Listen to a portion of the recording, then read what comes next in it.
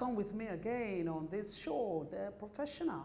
And today, we're considering the letter O, and I'm meaning that to say originality. Originality. I'm sure you agree with me that each manager is an original of some sort. That's what it is. There are some peculiarities with each and every one of us. And when we then bring people into functions, we as senior managers must be able to keenly look out for what is peculiar and what is original about our managers. Yeah, it may seem a bit fuzzy, but I'll try and break it down. Yeah, so the way we are able to pull out the originality in our managers is how we deal with them, how we manage them. If we allow them some liberty and some flexibility, we begin to see some peculiarities about them that is very unique to them.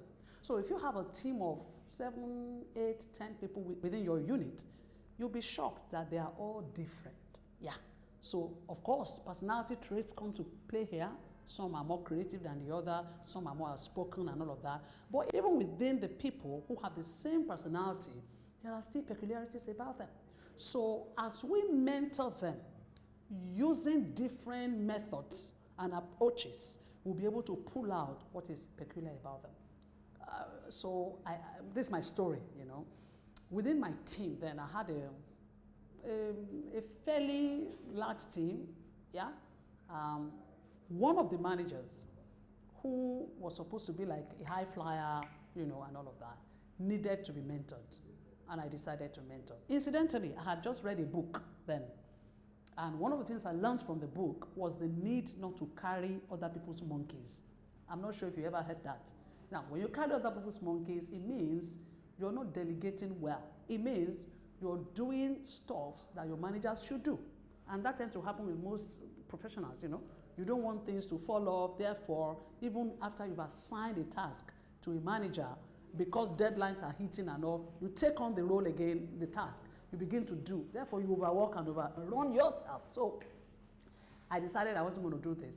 Particularly with this manager, I'm like, I'm going to allow him carry his monkeys as from then. So each time he entered into my office, he would come with problems. Each time he entered into my office, he comes with problems, challenges. Oh, HO, 1, 2, 3, 4, it's not happening. 3, 5, 7, 10 is creating problem, that, and that. And whatever I was doing, I'll leave. I'll think out solutions for him and all, and then he goes. This is what we used to do. But after reading that book, I told myself, no, I'm going to teach him to be his original. And what was the plan? I was going to teach him to come with alternative solutions to any issue identified.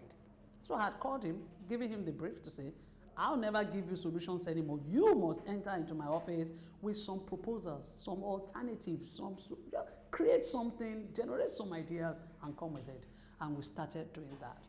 I was glad to know that we had won one day when he, you know, breezed into my office with problems, as usual.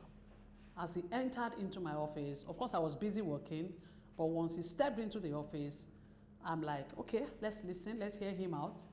And then he goes, hey Joe, there's a problem here, there's that and that, with that and that and that.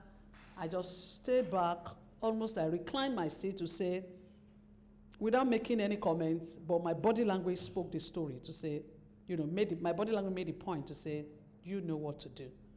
He just looked at me like, oh, and he says, excuse me, let me go back and think out the solutions. I'll be back. We both bursted out into laughter, you know, and that was it. And of course, he went out, came back with some very brilliant solutions, and today, that manager is a high flyer. He's done so well. And then his ideas are not very common. Incidental, this is why I say originality. When we allow them, you know, he comes with very unique, uncommon, yet very strong ideas. So today, I leave you with this point to say we must allow our managers breathe. Let's give them air to breathe. As we, you know, in coaching, you allow people generate, you know, the solution themselves. Let them think through items and issues and come with possible solutions. It even helps you as a professional. You learn more when you do that. Yeah. And there are times you got into a meeting, you put some very serious, solid solutions on the table and everybody looks at you like you're a maverick. Meanwhile, you got the ideas from your managers. Simply put, your managers generated the ideas, dropped it on your laps, you went to senior business managers and you put all of that. That's what it is. We must allow them. So let's go out for the originality in everybody. Let's go out for the originality in everybody, including yourself. You are an original, and let that speak volumes anywhere you go. I hope to see you next time. Take care. Bye-bye.